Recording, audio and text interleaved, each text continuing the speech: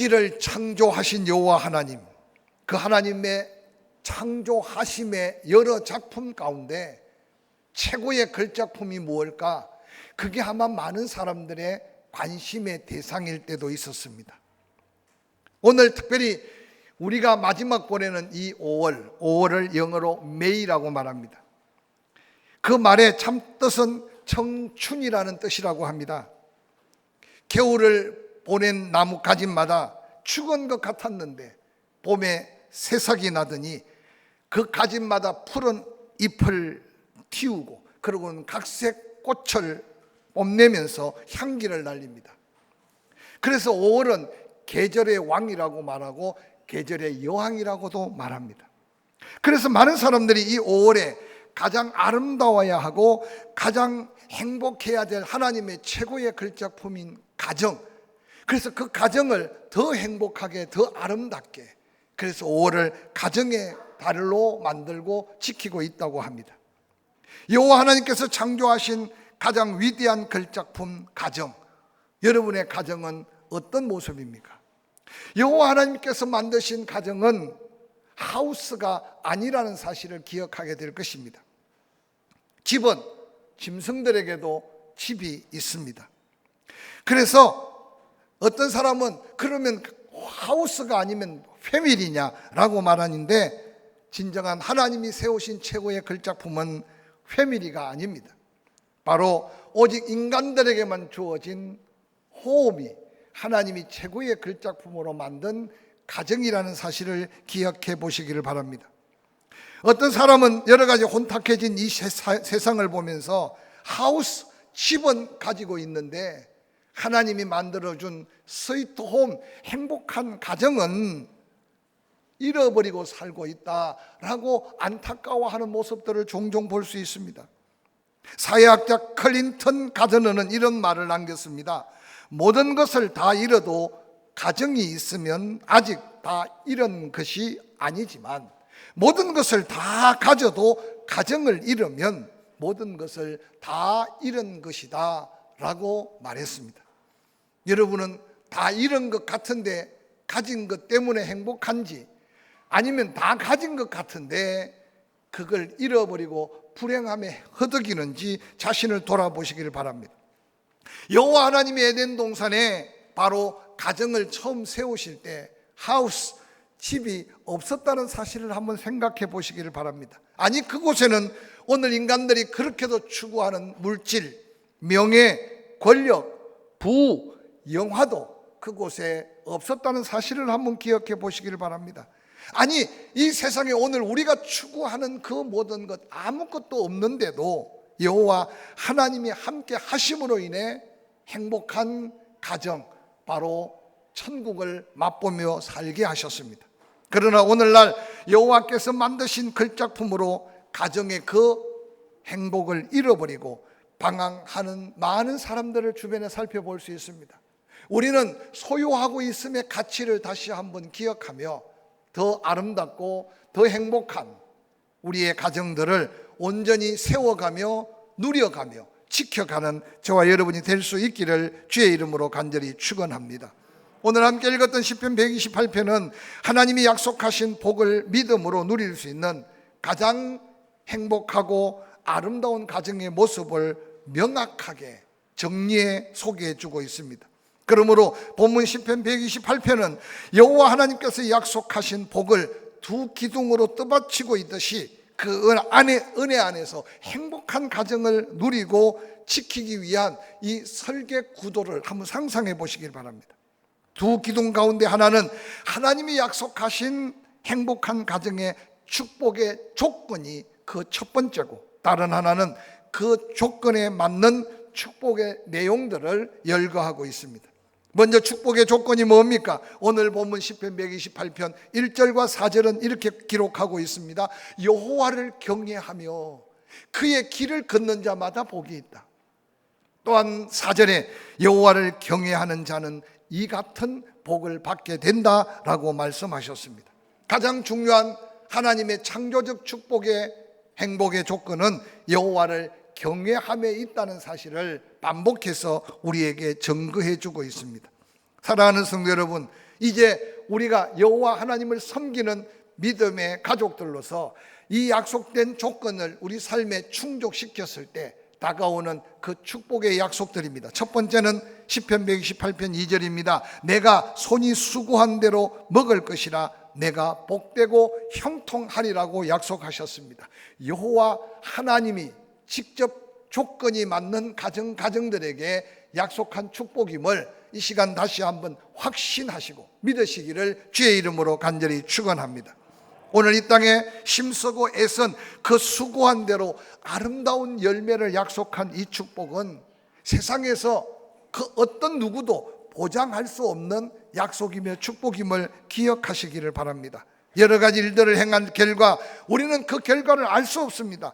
또한 그 누구도 보장해 줄 수 없습니다. 그런데 여호와 하나님께서 여호와를 경외하는 믿음의 가정에 이 놀라운 약속을 형통함으로 수고의 그 결과가 복이 되도록 약속하고 계심을 기억하시기를 바랍니다. 사랑하는 성도 여러분, 선지자 학개를 통해서 학개서 1장 6절은 이렇게 선포합니다. 너희가 많이 뿌릴지라도 수확이 적으며 먹을지라도 배부르지 못하며 마실지라도 흡족하지 못하며 입어도 따뜻하게 하지 못한다고 말합니다. 뿐만 아니라 일꾼이 싹을 받았는데도 그것을 모으는데 구멍난 전대에 넣음이 된다고 말하고 있습니다. 얼마나 충격적인 도전인지 모릅니다. 혹이라도 우리 가운데 이 학개 선자가 예고한 대로 많이 뿌리고 많이 거둔 것 같은데, 많이 먹은 것 같은데, 따뜻하기 위해서 수없이 좋은 것을 입은 것 같았는데, 아니 내가 수확을 거두어 내 전대에 열심히 모은 것 같았는데 거두어 드린 것이 없고 배부르지 못하고 따뜻하지 못하며 모은 것 같았는데 구멍난 전대라 내 손에 다시 만질 수 있는 게 없는 이 인생을 한번 돌아보시기를 바랍니다. 사랑하는 성도 여러분, 어떤 가정이 복된 가정일까요? 여러 가지 수없이 말할 거리가 많지만 프랑스의 화가 장 프랑스와 밀레가 1859년 한 작품을 만들었습니다. 바로 밀레의 만종입니다. 아마 이 그림은 너무나 유명해서 한 번 정도는 다 보았을 겁니다. 우리 아이들도 한번 그림 보세요. 나이 많은 두 부부가 하루 종일 들에서 일했습니다. 그러고 서로 손을 마주 잡고 교회에서 울려 퍼지는 종소리를 들으면서 감사하고 있는 이 감사의 기도는 세월이 지나가면서 수많은 사람들이 진정한 감사를 통한 행복이 무언가를 우리에게 메시지를 던져주는 고백입니다. 조국 대한민국의 수많은 부부들이 이 밀레의 만종 그림을 다시 한번 바라보면서 여러분, 저 들판에서 무엇이 그렇게 감사할 게 있겠습니까?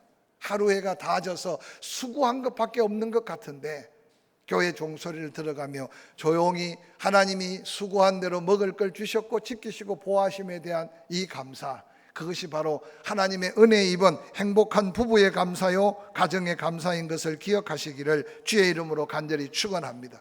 뿐만 아니라 하나님이 약속한 여호와를 경외하는 가정의 놀라운 축복은 3절에 그렇게 말합니다. 내 집 안방에 있는 내 아내는 결실한 포도나무 같다. 아내에 대한 축복이고 어머니에 대한 축복입니다. 이스라엘은 많은 나무의 종류가 많지 않습니다. 특별히 환경이 좋지 않아서 다양한 과수가 적습니다. 그래서 성경에 늘 나오는 게 포도나무, 감람나무밖에 없는 것을 볼 수 있습니다. 그런데 오늘 이 내 집 안방에 있는 아내, 즉 여호와를 경외하는 가정의 놀라운 축복은 수고한 대로 하나님이 지키시고 보호하시고 아름다운 열매로 형통케 하심도 있지만 오늘 남편에게는 기쁨의 아내, 어머니는 자녀들에게는 행복의 어머니라는 사실을 강조해 주고 있습니다. 유대인 탈무드에 재미있는 이야기가 하나 나옵니다. 어떤 부부가 마음이 맞지 않아 이혼을 했습니다. 몇 년 후에 불행히도 각각 재혼을 합니다. 남편은 아주 성질 고약한 여자와 결혼을 합니다. 그런데 이 남편이 그 성질 고약한 여자의 성질을 닮아가면서 그 가정이 그냥 간단하게 말하면 꽝이 돼버렸습니다. 그런데 아내는 또 성질 나쁜 남편을 만났습니다. 그런데 놀랍게도 이 성질 나쁜 남편은 착하기도 착한 아내를 닮아가면서 이 가정은 남편이 변화돼서 행복하게 살았다고 합니다. 남자 여자 성을 다투기 위해서 누가 더 착하냐 덜 착하냐가 아니라 아내의 역할이 얼마나 중요한가를 강조해주는 탈무드의 한 이야기입니다. 가정에 가장 귀하고 중요한 포지션이 있다면 아내요, 엄마의 역할이라는 사실을 부인할 사람이 어디 있겠습니까? 여호와를 경외하는 스위트 하우스가 아니라 스위트 홈의 행복의 놀라운 축복의 두 번째는 하나님이 바로 가정마다 결실한 포도나무처럼 그 은혜로 풍성한 아내가 있고 엄마가 머물러 있는 가정이라고 약속하고 있습니다. 뿐만 아니라 시편 128편 3절에 내 식탁에 둘려 앉는 자식들은 어린 감람나무 같다고 말합니다. 아니, 나무들 중에 축복을 상징할 수 있는 나무가 많은데 하나님의 은혜로 한 가정에 자녀가 생겨났는데 그 자녀가 어린 감람나무 같다는 것이 무슨 축복일까 생각해 봐야 합니다. 이스라엘은 특별히 예루살렘 동쪽에 감람산이라고 하는 산이 있습니다. 감람나무가 많아서 그냥 불렀던 이름입니다. 한번 사진을 볼까요? 멀고 먼 이스라엘 감람산을 한번 보여주려고 합니다. 예루살렘에서 바라보는 동쪽에 저 산이 바로 감람산입니다. 가보신 분은 기억에 날 겁니다. 저기 올망졸망 보이는 나무가 다 감람나무겠죠. 그 가운데 예배당에 하나 다음 사진 보여주실래요? 저곳이 바로 감람산인데 저 무덤들이 가득하죠. 예수님이 재림에 오면 감람산으로 성천한 곳에 재림할 줄 알고 숱한 무덤들을 만들어 놓고 먼저 주님 만나려고. 다음 사진 보여주실래요? 그곳에 다음 사진요. 그곳에 이제 예배당을 건축했는데 성지에는 언젠가 이야기했지만 기념교회들이 캐톨릭 로마 정교회 그러고는 기독교 수없이 많은데 이 감람산에 예수님이 기도했던 그 기도의 처소의 기념교회는 모든 종파를 초월해서 하나로 만들자. 그래서 모두가 다 함께 모금을 해서 만국기념교회라고 이름을 붙였어요. 저 교회 안에는 예수님이 엎어려서 기도했던 기도의 바위가 있습니다. 바로 강단 앞에. 그래서 많은 순례객들이 그 기도의 바위에 손을 대고 기도하는 모습을 볼 수 있는데 저기 자세히 보면 누군가 아는 얼굴도 나올 거예요. 한 장 넘겨볼까요? 저걸 소개하려고 한 게 아니라 바로 저 기념교회 옆에 정원이 있는데 2000년 정도 된 감람나무들이 빽빽하게 한 12그리 정도 있습니다. 보십시오. 그래서 저 나무를 자세히 보면요, 그 둥치가 얼마나 큰지. 남자들 보통 두세 아름이 될 수 있는 감람나무인데 그 감람나무 사이를 자세히 보면요, 어린 줄기가 그 사이에서 나오는 것을 볼 수 있습니다. 이스라엘 백성들은 내 상에 둘린 자식이 어린 감람나무 같다고 말하는, 저기 보십시오. 그 둥치가 썩어지는데도 그 옆에 작은 가지들은 이제 정손자들의 가질 수 있어요. 어린 감람나무. 그래서 그곳에 다시 나온 어린 감람나무가 이제 다시 7년이 지나면 열매를 맺고 그러고는 15년이 지나면 풍성한 열매를 맺기 시작하는데 또한 저 어린 감람나무가 어른 감람나무가 되면 그 옆에 또 어린 감람나무가 나오겠죠. 오늘 내 상에 둘린 자녀는 어린 감람나무 같다는 말 속에는 끊임없이 하나님의 약속된 축복이 아브라함에게 약속한 것처럼 천대까지, 또한 너의 자손이 복을 빌면 천한 만인이 복을 받는 놀라운 축복의 연속성과 영원한 축복을 상징하는 뿐만 아니라 하나님의 약속의 축복이 반드시 응답으로 이어질 엄청난 축복이 바로 상에 둘린 자손들에게 약속한 이 축복입니다. 5월 가정의 달을 이제 행사로는 마무리하지만 우리는 날마다 가정의 날이고, 할렐루야, 주마다 가정의 주고 매월마다 가정의 달로, 아직까지 서로 싸워서 그냥 집을 나가고 제가 집 나간 부인을 찾아 나선 적이 한 번도 없는데 행복한 이 아름다운 스위트 홈을 더욱더 행복함으로 넘쳐나는 저와 여러분이 될 수 있기를 주의 이름으로 간절히 축원합니다. 여호와 경외함으로 손으로 수고한 복 이어서 내 안방의 아내 엄마의 축복, 거기에 자손들의 영원한 약속이 오늘 마지막 5절 6절에 여호와께서 시온에서 내게 복을 준다, 너의 평생의 예루살렘의 번영을 보며 내 자식의 자식을 볼지어다, 이스라엘에게 평강이 있을 것이라고 선포했습니다. 바로 이 약속된 축복은 우리 모두가 누릴 축복이고, 우리 때문에 우리의 이 지역뿐만 아니라 이 민족이 복을 받아 약속된 축복의 영원함을 소개하는 이 축복이 이 5월에 우리의 가정 다시 한번 확신하고 누리며 더욱 감격 속에 하나님 앞에 영광 돌릴 거룩한 축복이 될 수 있기를 주의 이름으로 간절히 축원합니다.